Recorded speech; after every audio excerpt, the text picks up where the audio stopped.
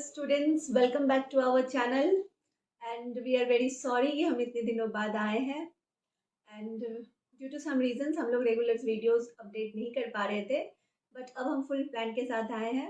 hope आप लोगों का new session start हो गया होगा, इसलिए हमने भी आपके लिए एकदम starting से planning की है और from the very first chapter of each and every subject हम आपके लिए lecture लेके आए हैं। so होप कि इससे आपका पूरा एनसीईआरटी कवर हो जाएगा और हमने एनसीईआरटी बेस्ड वीडियोस ही बनाया है और आपके लिए एनसीईआरटी का एक एक लाइन जो है, एक एक टॉपिक जो है वो कवर करने की कोशिश की है। सो होप आपको समझ में आए।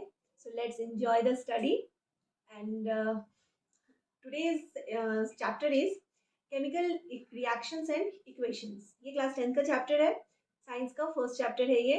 तो आज हम इसी को पढ़ेंगे, क्लास 10 के फर्स्ट चैप्टर को, that is chemical reaction and equations. तो सबसे पहले जान लेते हैं कि हमें इस चैप्टर में पढ़ना क्या क्या है। So the topics to be covered under this chapter are, first is the types of reactions, कि कितने तरह के रिएक्शंस होते हैं, ठीक है, हम इसमें यही सीखेंगे। दूसरा हम सीखेंगे केमिकल इक्वेशंस, कि कैसे हम केमिकल इक्वेशंस लिखेंगे, जो केमिकल रिएक्शन होगी उस इक्वेशंस को हम कैसे लिखेंगे, what is chemical equation, how to write that chemical equation and also how to balance that chemical equation, उस chemical equation को हम balance कैसे करेंगे।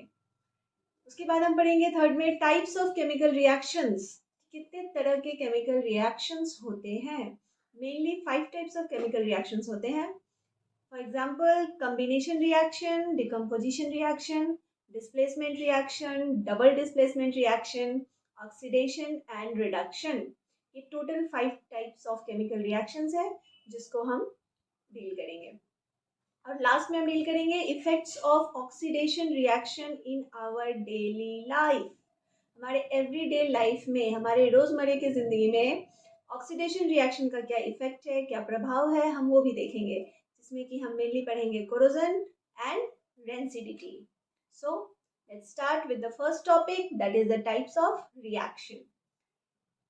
Okay, so first of all आपने पहले क्लास 9th एंड 8th में पढ़ा होगा टाइप्स ऑफ चेंजेस, कि कितने तरह के चेंजेस होते हैं हमारे आसपास में, हमारे सराउंडिंग में जो मैटर है उसमें कितने तरह के चेंजेस आते हैं।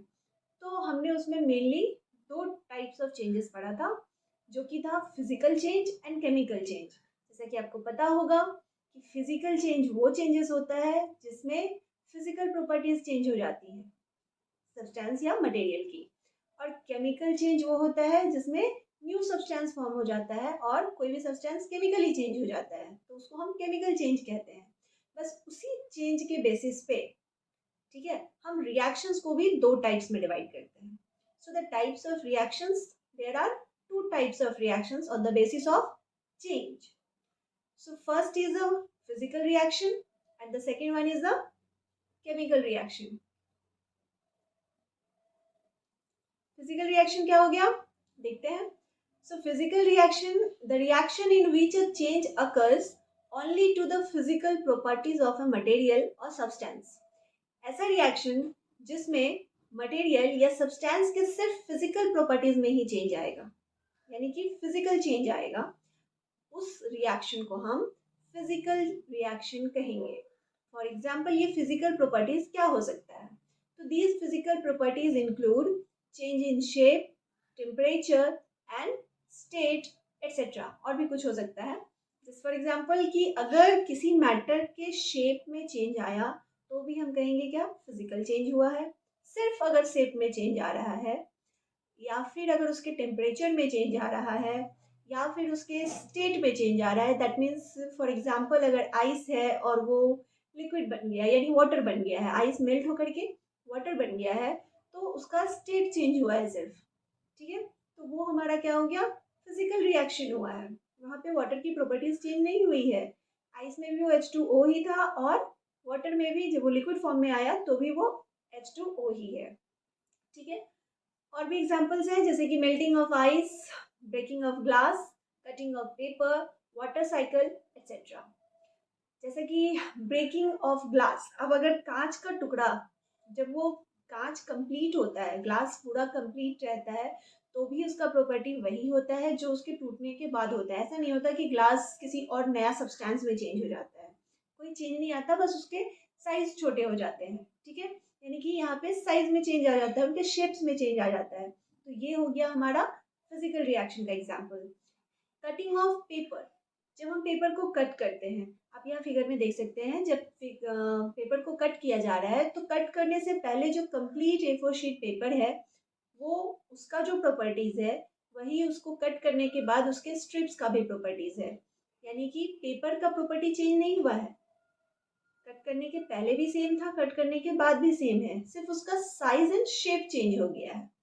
सो इस तरह के चेंजेस को हम क्या कहेंगे, फिजिकल चेंज। और इस तरह के रिएक्शंस को हम क्या कहेंगे, फिजिकल रिएक्शन। यानी जब कोई रिएक्शन ऐसा हो, जब हम कोई रिएक्शन यानी कि दो सब्सटेंस को ऐड करें या मिक्स करें और ऐसा हो कि सिर्फ उसके शेप में चेंज आए या स्टेट में चेंज आए या टेम्परेचर में चेंज आए या उसकी किसी भी फिजिकल प्रॉपर्टीज में सिर्फ चेंज आए, तो हम कहेंगे वहां पर फिजिकल रिएक्शन हुआ है। ठीक है, now chemical reaction. What is chemical reaction? ठीक उसका अपोजिट, फिजिकल का अपोजिट, यानी जिसमें केमिकल चेंज आया हो। So the reaction in which a substance undergoes a chemical change to produce new substance with entire new properties is called chemical reaction. ठीक है, यानी ऐसा रिएक्शंस जिसमें केमिकल चेंज हुआ हो, जिसमें सब्सटेंस जो हो उसमें केमिकल चेंज आया हो। अब केमिकल चेंज आया है, ये कहने का मतलब ये है कि उसमें नया सब्सटेंस का फॉर्मेशन हुआ है, न्यू सब्सटेंस बन गया। अब जो पहले था, रिएक्शन के पहले जो था, अब वो प्रॉपर्टीज उस सब्सटेंस में नहीं रहा रिएक्शन के बाद। बट फिजिकल चेंज में, सॉरी, फिजिकल रिएक्शन में क्या हो रहा था कि रिएक्शन के पहले जो प्रॉपर्टीज था उस सब्सटेंस का, रिएक्शन के बाद भी वो उस प्रॉपर्टीज को रिटेन कर रहा था, वो सेम रह रहा था, तो वो फिजिकल रिएक्शन था। बट केमिकल रिएक्शन में जब रिएक्शन के बाद का जो सब्सटेंस है और रिएक्शन के पहले का जो सब्सटेंस है, दोनों में क्या है, दोनों के प्रॉपर्टीज में डिफरेंस आ जाएगा। ठीक है, इनफैक्ट आप ये कह सकते हैं कि कंप्लीट न्यू सब्सटेंस फॉर्म हो जाएगा। केमिकल रिएक्शन में क्या होता है, न्यू सब्सटेंस का फॉर्मेशन होता है। ये मेन पॉइंट है इसका, केमिकल रिएक्शन का सबसे मेन पॉइंट है, की पॉइंट है कि न्यू सब्सटेंस का फॉर्मेशन होता है। Okay, for example burning of paper. हमने फिजिकल चेंज में क्या देखा, जब हम पेपर को कट करते हैं तो उसका सिर्फ शेप एंड साइज चेंज हो रहा है, तो वो फिजिकल रिएक्शन था। बट जब हम उसी पेपर को बर्न कर देंगे, यानी उसको जला देंगे, तो क्या हो जाएगा, तो क्या जलने के बाद जो राख बनेगी, जो ऐश होगा, उसका प्रॉपर्टीज उस पेपर से सेम होगा? बिल्कुल नहीं होगा, उसका प्रॉपर्टीज डिफरेंट हो जाएगा। तो यहाँ पर क्या हुआ, एक कंप्लीट न्यू सब्सटेंस बन गया। हम उस राख पर लिख नहीं सकते, बट हम पेपर पे लिख सकते थे, है ना? क्या हो रहा है यहाँ पे, उसका पूरा प्रॉपर्टी चेंज हो गया है पेपर का, उसका केमिकल नेचर ही चेंज हो गया है। तो यहाँ पे ये केमिकल रिएक्शन हुआ है, क्योंकि न्यू सब्सटेंस का फॉर्मेशन हो गया, पहले पेपर था, अब वो राख हो गया है। ठीक है, नेक्स्ट है rusting of iron. Rusting of iron भी एक केमिकल रिएक्शन है, क्योंकि इसमें केमिकल चेंज हो रहा है।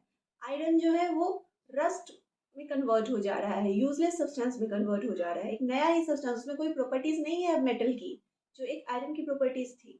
ठीक है, और फॉर्मेशन ऑफ कर्ड भी, ये तो आप अपने घर में देखते होंगे कि मिल्क कर्ड में जब कन्वर्ट हो जाता है तो उसकी प्रॉपर्टीज, उसका टेस्ट, हर चीज चेंज हो जाता है। So formation of curd is also a chemical reaction. इस तरह के आपको ढेर सारे एग्जाम्पल्स अपने आसपास ही मिल जाएंगे। तो आपको क्या करना है, बस उन्हें ऑब्जर्व करना है और डिफ्रेंशिएट करना है कि whether it is a physical reaction और केमिकल रिएक्शन। ठीक है,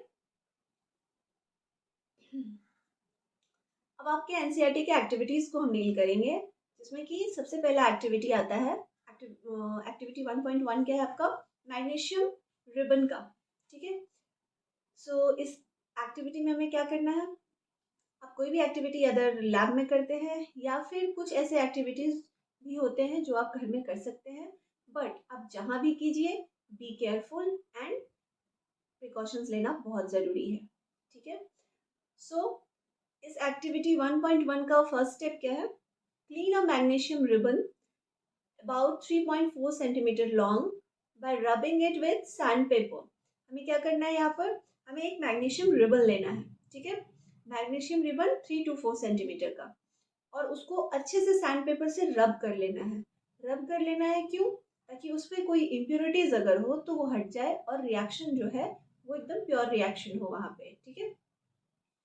so step 2 is hold it with a pair of tongs. फिर उस मैग्नीशियम रिबन को हमें टोंग्स की मदद से पकड़ लेना है। आप यहाँ फिगर में देख सकते हैं, यहाँ पर इसने टोंग, ये जो है ठीक है टोंग है, इससे आपको मैग्नीशियम रिबन को पकड़ लेना है। After that burn it using a spirit lamp और बर्नर। फिर क्या करना है आपको, अगर आप लैब में कर रहे हैं तो वहाँ आपको स्पिरिट लैम्प या बर्नर मिलेगा, आप किसी पे भी इसे बर्न कर सकते हैं, ठीक है। और अगर आप घर में कर रहे हैं तो फिर और ज़्यादा आपको केयरफुल रहना ज़रूरी है। So burn it using a spirit lamp, उसमें आपको बर्न कर लेना है। एंड देन बर्न करने के बाद जो ऐश फॉर्म हो रहा है उसको आपको एक डिश में या फिर एक वॉच ग्लास में कलेक्ट कर लेना है, ठीक है। और यहाँ प्रिकॉशन सबसे बड़ा क्या है कि burn the magnesium ribbon keeping it away as far as possible from your eyes. आपको मैग्नीशियम रिबन को बर्न करने टाइम अपने आंखों से दूर रख के बर्न करना है, because it may harm your eyes, because वो स्पार्कलिंग भी होता है, ठीक है।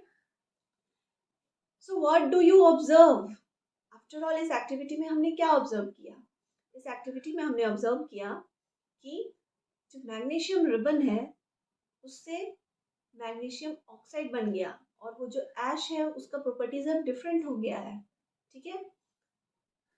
यानी केमिकल रिएक्शन हुआ है, केमिकल चेंज हुआ है। सो इट इज अ, तो इस रिएक्शन को हम क्या कहेंगे, केमिकल रिएक्शन कहेंगे, क्योंकि यहाँ पर केमिकल चेंज हुआ है। अब उस ऐश में मैग्नीशियम की प्रॉपर्टीज नहीं है, मैग्नीशियम रिबन की जो प्रॉपर्टीज थी, मैग्नीशियम की जो प्रॉपर्टीज थी वो उस ऐश में नहीं मिलेगा, क्योंकि वो मैग्नीशियम अब मैग्नीशियम ऑक्साइड में कन्वर्ट हो चुका है। और ये ऑक्साइड में कन्वर्ट कैसे हो गया, बिकॉज हमने उसे बर्न किया, और बर्निंग कब होती है, in the presence of oxygen. तो वहां से ही ऑक्सीजन आया और वो रिएक्ट करके ऑक्सीजन के साथ मैग्नीशियम ऑक्साइड बन गया है, ठीक है। नेक्स्ट है एक्टिविटी 1.2। एक्टिविटी 1.2 में क्या है, take lead nitrate solution in a test tube. इसमें आपको एक लीड नाइट्रेट सोल्यूशन लेना है एक टेस्ट ट्यूब में, ठीक है। और फिर उस लीड नाइट्रेट सोल्यूशन में हमें पोटाशियम आयोडाइड मिक्स करनी है, यानी we have to add potassium iodide solution to this lead nitrate solution. यहाँ एक टेस्ट ट्यूब में हमें लीड नाइट्रेट यानी PbNO2 लेना है और उसमें Ki solution that is potassium iodide solution add करना है। फिर यहाँ क्या होगा, आफ्टर एडिंग दिस यहाँ पर केमिकल रिएक्शन होगा। कैसे पता हमें कि केमिकल रिएक्शन होगा, बिकॉज उसको मिक्स करने के साथ ही उसमें येलो कलर का प्रेसिपिटेट फॉर्म हो जाएगा, दैट इज PbI2 यानी लेड आयोडाइड, ठीक है। ये जो येलो प्रेसिपिटेट फॉर्म हो रहा है ये सॉलिड सब्सटेंस हो जाएगा, सॉलिड हो जाएगा, that means liquid is converting into solid. First thing तो ये हो जाएगा, यानी कि चेंज इन स्टेट हो रहा है आपका। और दूसरी बात ये, इसके साथ साथ यहाँ पे कलर में भी चेंज आ रहा है, येलो कलर का फॉर्मेशन हो गया है, ठीक है। तो यहाँ पे ये केमिकल रिएक्शन हो रहा है क्योंकि पोटेशियम सॉरी लेड का प्रॉपर्टी ही चेंज हो गया है, पहले लेड नाइट्रेट था अब लेड आयोडाइड है, ठीक है। So what do you observe, we observe that here a chemical reaction has taken place as lead nitrate has been converted into lead iodide. Hope आपको ये समझ में आ गया होगा। Let's move on to our next activity, that is activity 1.3। Activity 1.3 में क्या कह रहा है, take a few zinc granules. आपको जिंक ग्रैन्यूल्स ले लेना है एक कॉनिकल फ्लास्क में या फिर एक टेस्ट ट्यूब में। यहाँ पे देखिए फिगर में एक कॉनिकल फ्लास्क लिया हुआ है, इस फ्लास्क में आपको जिंक ग्रैन्यूल्स, ये छोटे छोटे ब्लैक ब्लैक जिंक ग्रैन्यूल्स दिख रहे होंगे, ये जिंक ग्रैन्यूल्स ले लेना है, या फिर आप ये एक टेस्ट ट्यूब में भी ले सकते हैं। And then add dilute hydrochloric acid और the sulphuric acid to this. अब इसमें हमें हाइड्रोक्लोरिक एसिड या फिर सल्फ्यूरिक एसिड या फिर कोई भी स्ट्रॉन्ग एसिड इसमें ऐड करना है, ठीक है। But again handle it with care. Acid क्या होता है, बहुत ही खतरनाक चीज होती है, सो उसको आपको केयर से हैंडल करना है, यानी ध्यान रखना है, सावधानी बरतनी है। Now do you observe anything happening around the zinc granules? जैसे ही आप इस जिंक ग्रैन्यूल्स पे एसिड ऐड करोगे ना, वहां पे बबलिंग स्टार्ट हो जाएगा, ठीक है, बबल्स आने शुरू हो जाएंगे। क्यों? क्योंकि ये जिंक ग्रैन्यूल्स जो हैं वो एसिड के साथ रिएक्ट करेगा और वहां पे हाइड्रोजन गैस लिबरेट करेगा, और गैस के फॉर्मेशन की वजह से उस लिक्विड में बबल्स आने शुरू हो जाएंगे। Okay, so now touch the conical flask or test tube. Is there any change in its temperature? Exactly, there will be the change in the temperature also. But सिर्फ चेंज इन टेम्परेचर से हम ये decide नहीं कर सकते कि ये chemical change हो रहा है। लिबरेशन ऑफ गैस, गैस भी लिबरेट हुआ है, इसलिए हम कहेंगे कि यहाँ केमिकल चेंज हुआ है, क्योंकि पहले जिंक ग्रैन्यूल्स था और हाइड्रोक्लोरिक एसिड था या फिर सल्फ्यूरिक एसिड था। अब उस एसिड से हाइड्रोजन गैस निकल गया, यानी कि न्यू सब्सटेंस फॉर्म हो गया, that is the hydrogen gas. So यहाँ पर केमिकल चेंज हुआ है। So from all these three activities, we can say that any of the following observations can help us to determine whether a chemical reaction has taken place or not. और वो क्या चीजें हैं, कैसे हमें पता चलेगा कि केमिकल रिएक्शन हुआ है कि नहीं हुआ है, ठीक है। तो केमिकल रिएक्शन को पहचानने के लिए ये कुछ चीजें हैं जो हम नोटिस करते हैं। For example, first is the change in state. But सिर्फ चेंज इन स्टेट को हम केमिकल रिएक्शन नहीं कहेंगे। अगर चेंज इन स्टेट के साथ बाकी चीजें भी हो रही है तो हम कहेंगे कि केमिकल रिएक्शन हुआ है। जैसे कि यहाँ पे अभी मैंने प्रेसिपिटेशन का पीछे बताया था, अब उस रिएक्शन में जहाँ पर लेड आयोडाइड का फॉर्मेशन हो रहा था, देख रहे हैं यहाँ पर क्या हुआ था, प्रेसिपिटेट का फॉर्मेशन हुआ था, लिक्विड का सॉलिड में कन्वर्शन हुआ था, यानी कि स्टेट चेंज हो गया था। तो उसी तरह यहाँ देखिए, ये जो सॉरी यहाँ पे जो ये रिएक्शन हो रहा है, ये लिक्विड में सॉलिड का एडिशन हुआ है और उससे क्या हो रहा है, बबल्स फॉर्मेशन, यानी कि गैस का फॉर्मेशन हो रहा है। तो गैस के फॉर्मेशन होने का क्या मतलब हो गया, केमिकल चेंज हुआ है यहाँ पे, और स्टेट में भी चेंज आई है। तो स्टेट में चेंज आई और बाकी किसी चीज में चेंज नहीं आई, तो हम कहेंगे वो फिजिकल रिएक्शन है। बट स्टेट में चेंज के साथ साथ बाकी चेंजेस भी अगर आ रही है तो वो केमिकल रिएक्शन है। सेकेंड पॉइंट है चेंज इन कलर। यहाँ देखिए, रिएक्शन के पहले इसका कलर क्या है और रिएक्शन के बाद कलर चेंज हो गया, जो कि हमने प्रेसिपिटेट सेम रिएक्शन में देखा था, जो लीड आयोडाइड का फॉर्मेशन हुआ था, वहां पर येलो कलर फॉर्म हो गया था, दैट मीन्स चेंज हो गया था कलर लेड का। So change in colour is also a factor of chemical reaction and it is a main factor of chemical reaction. अगर कलर में चेंज है तो केमिकल रिएक्शन पक्का हुआ है, आप ये कंफर्म कह सकते हो कि वहाँ केमिकल रिएक्शन हुआ है। Third is the evolution of gas. Evolution of gas भी आपका मेन फैक्टर आता है। अगर गैस लिबरेट हो रहा है दैट मीन्स केमिकल रिएक्शन हुआ है, बिकॉज गैस लिबरेट होने का क्या मतलब है कि न्यू सब्सटेंस का फॉर्मेशन हुआ है। पहले तो गैस लिबरेट नहीं हो रहा था ना, अब यहाँ पे भी चेंज इन स्टेट हुआ है, गैस का लिबरेशन हुआ है, या अदर वो सॉलिड से हो या लिक्विड से हो, बट क्या हुआ, गैस का फॉर्मेशन हुआ, यानी चेंज इन स्टेट हुआ है, बट न्यू सब्सटेंस का भी फॉर्मेशन हुआ है, ठीक है। So evolution of gas means chemical reaction has been occurred.